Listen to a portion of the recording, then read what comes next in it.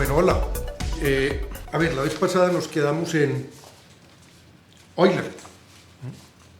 Murió en 1783. ¿Sí? Y simplemente para darles un dato, ahorita volvemos a él. En 1785 nació Navier. ¿Sí? Casi parecería que es una regla que se muere uno y ese mismo año o al otro o muy cerca nace el próximo personaje que es importante por sus contribuciones en la resistencia a materiales. A ver, Euler, ¿sí? Ya lo conversamos, cogió el cálculo y lo explotó hasta donde pudo. ¿Sí? Ecuaciones diferenciales representando fenómenos físicos, la solución de esas ecuaciones diferenciales, y particularmente trabajó el problema de la deflexión de vigas, de elementos viga, incluidas ahí las columnas, y el problema de pandeo, por el que conocemos bastante a Euler en esta área. ¿Sí? Y entonces, ¿qué fue lo siguiente que pasó? Pues pareciera ser que no tiene nada que ver con la historia de la resistencia a materiales, pero impactó absolutamente todo en el mundo, y esto también le impactó la Revolución Francesa, 1789. ¿Sí? Eso generó cambios muy importantes, particularmente en el área de la ciencia y de la ingeniería particularmente. Fue importante porque en Francia, justamente después de la Revolución Francesa, por considerar que las universidades, las asociaciones académicas, ¿sí?, eran elitistas, ¿sí?, todo eso lo cerraron, absolutamente todo. Pero en 1795, ¿sí?, un matemático muy famoso, pero además de matemático, un excelente profesor, muy comprometido con el problema de la enseñanza, le hizo una propuesta al gobierno francés, ahora ya no eran los reyes, al gobierno francés, de fundar lo que se llamó la Escuela Politécnica, ¿sí? Y él delineó cómo debería funcionar la Escuela Politécnica. Dijo, la Escuela Politécnica va a ser, primero que todo, no va a ser elitista, tiene entrada el que quiera, pero tiene que tener capacidades, porque va a haber examen de admisión. Y es un examen de admisión complicado, pero es gratuito y tiene acceso cualquier persona de cualquier clase social. Y se van a enseñar ciencias básicas. Eso es física, matemática, mecánica, astronomía, que era lo fundamental, ¿sí? Y después de ahí, esto es lo más importante de todo, y después de ahí ellos salen y se vinculan a una de tres escuelas: la escuela de puentes y caminos, la escuela de minas o la escuela militar. Es decir, este señor conectó la ciencia con la ingeniería. Y de hecho ese modelo es el que todavía tenemos hoy. Nosotros estudiamos ciencias básicas, fundamental. El ingeniero antes no hacía ciencia, no estudiaba ciencia. Es como si la ingeniería fuera un oficio simplemente de procedimientos, pero no tenían fundamentación. Este señor Monge, creo que se pronuncia así, se escribe Monguy, pero creo que se pronuncia Monge, hizo esa propuesta y se la aceptaron inmediatamente.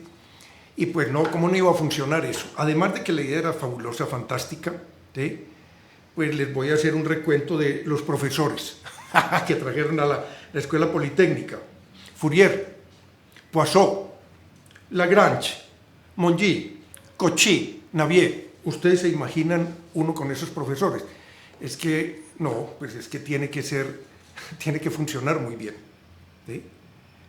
En particular, Cauchy y Navier fueron profesores después, pero ellos se educaron ahí en la Escuela Politécnica.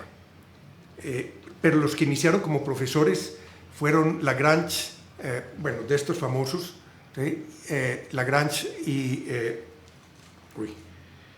Fourier, ¿sí? Esta escuela además tenía unas características. Miren esto, ¿sí? fue tan importante y tan exitoso este modelo que ellos en esa escuela politécnica crearon su propio journal para publicar la investigación que hacían sus profesores, pero además a los profesores les pidieron y les obligaron a escribir textos docentes de las materias que dictaban, y esos textos se convirtieron en unos éxitos inmediatamente. Y entonces aparecieron textos que traían problemas, ejemplos, no eran artículos de divulgación científica, ¿sí?, en la frontera, sino de lo que ya estaba consolidado y tenía que ver con las clases que estaban dictando. O sea, es muy parecido, bueno, no muy parecido, es que nosotros copiamos eso. Y no únicamente nosotros, todo el resto del mundo.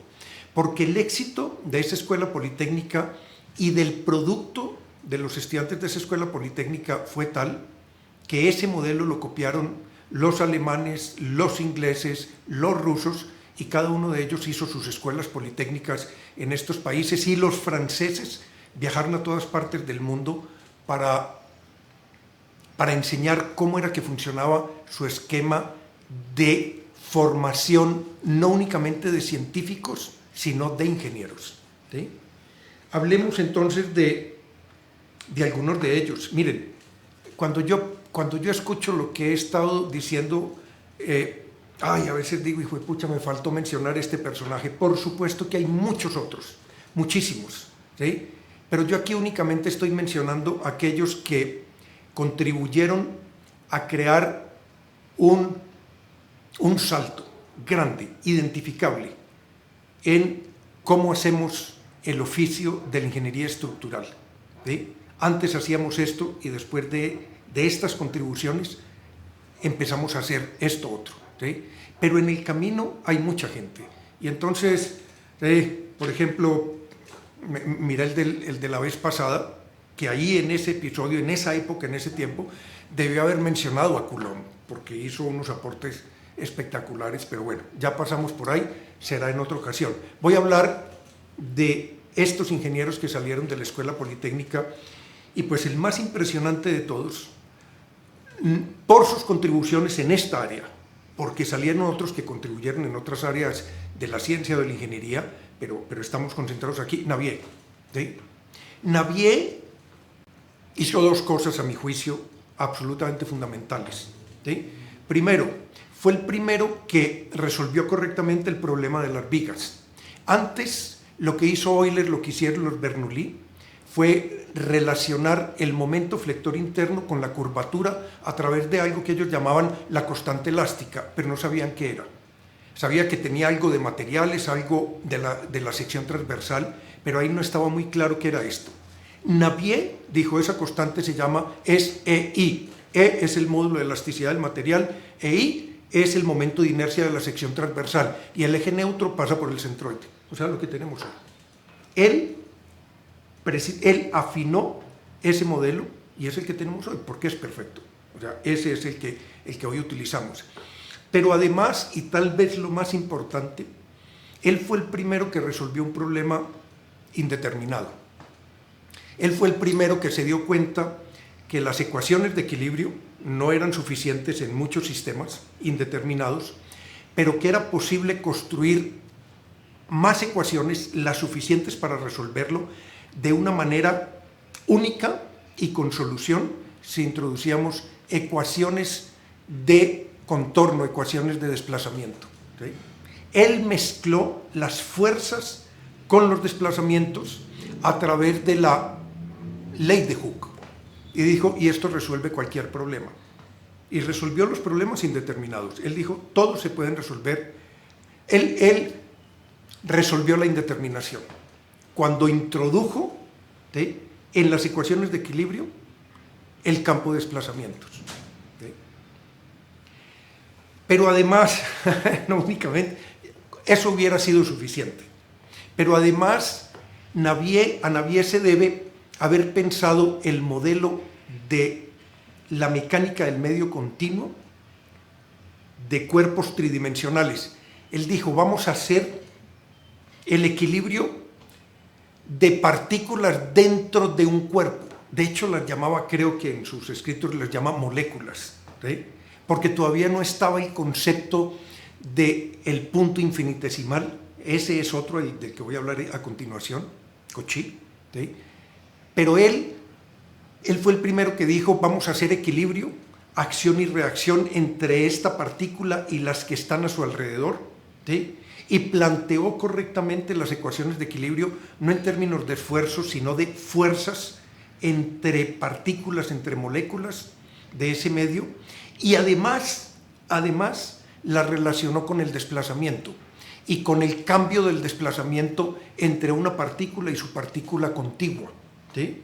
Que son las ecuaciones de Navier.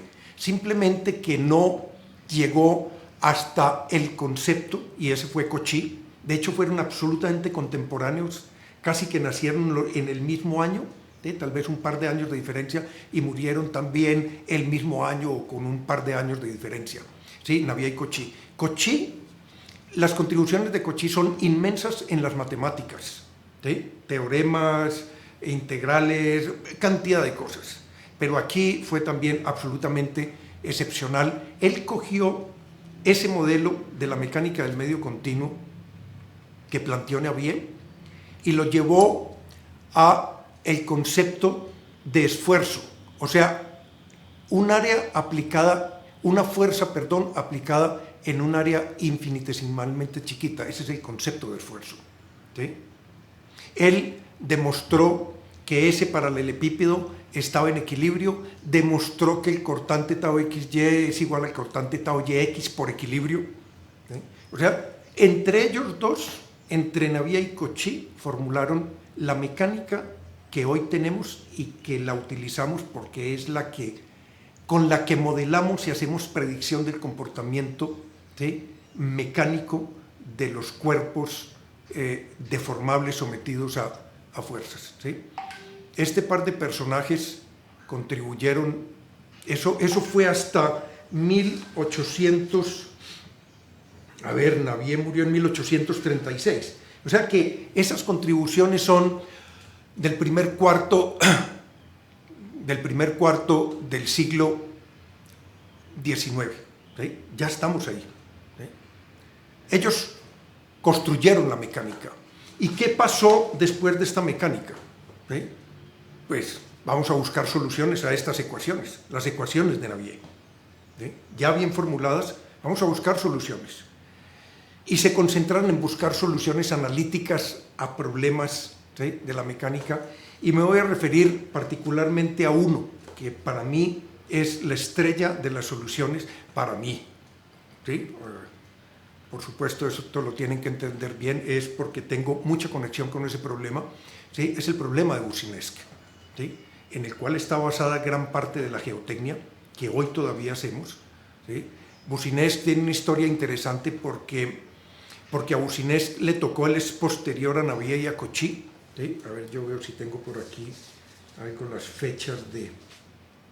No tengo las fechas de nacimiento y muerte de Boussinesq, pero él es posterior a Navier y a Cauchy. Él es parte de ese grupo de físico-matemáticos, ingenieros, que empezaron a buscar soluciones de problemas prácticos reales, ¿sí?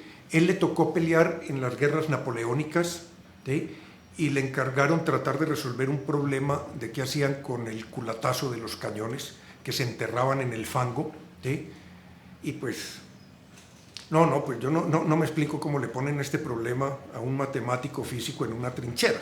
Por Dios, lo van a matar, porque el hombre lo que le apasionaba era eso. Y efectivamente, él finalmente, con esta pregunta, resolvió el problema de una fuerza aplicada en la superficie de un semiespacio, el campo de desplazamientos y esfuerzos al interior de ese semiespacio. Eso es absolutamente impresionante, es espectacular, ¿sí? O sea, ya tenemos las ecuaciones y ahora hay que buscar soluciones, ¿sí? Y eso es todo el siglo XIX, hasta terminar el siglo XIX, buscando soluciones. Y hay muchos, ¿sí? Yo tengo por aquí anotados San Venant, ¿sí? El problema de la torsión, el problema de una fuerza no en un semiespacio, sino en un espacio infinito, de Lord Kelvin, inglés, ¿sí? Rayleigh, ¿sí? Rayleigh encontró la solución de la propagación de ondas sísmicas, que es el problema mecánico, ¿sí? Que hay, además de las ondas S y P, que las encontró Thomas Young, que es inglés, Rayleigh encontró la solución del problema de ondas superficiales en un espacio, un semiespacio homogéneo, y dijo, además de las ondas P y las ondas S, hay unas ondas superficiales que tienen unas características muy particulares. Hasta donde yo tengo conocimiento, esta fue la primera vez que estos modelos físicos, matemáticos y estas soluciones fueron capaces de predecir algo que todavía no habían visto. Después de encontrar esa solución, buscaron esas ondas y las encontraron. Vean, ahí está. La que predijo Rayleigh como solución de las ecuaciones de Navier, ¿sí?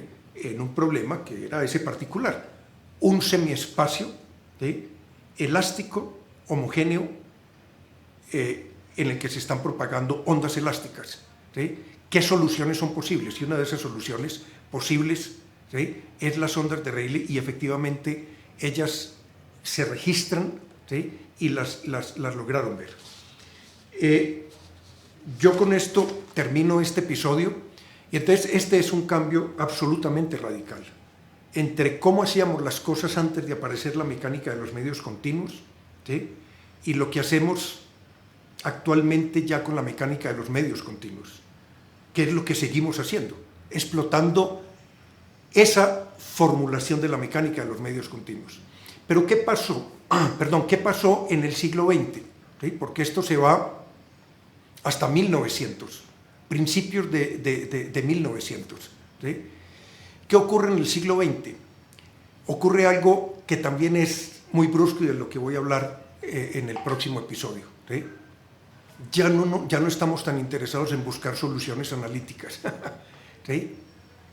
Le vimos valor a las aproximaciones. Y si encontramos soluciones aproximadas, porque esas soluciones analíticas son muy complicadas. Son solo unas cuantas personas que tienen esas habilidades matemáticas, esa sensibilidad sobre el problema físico muy grande, que son capaces de encontrar esas soluciones. ¿Sí? Si hubiera un procedimiento para encontrar soluciones de las ecuaciones de la mecánica, ¿sí? Pues seguramente tendríamos miles de soluciones, pero no hay procedimientos. Es casi que una suerte lograr encontrar una solución que cumpla con las ecuaciones de Navier y que efectivamente sea la solución de un problema práctico real. ¿Sí? Entonces, lo dejo hasta aquí. En el próximo episodio, ¿sí? También voy a hablar de un cambio también muy importante. Dejamos de ver, de estar pensando única y exclusivamente en esas soluciones analíticas, ¿sí? Y empiezan a aparecer las soluciones aproximadas, ¿sí? Y eso es prácticamente lo que tenemos hoy, ¿sí? Eso lo dejamos para el próximo episodio.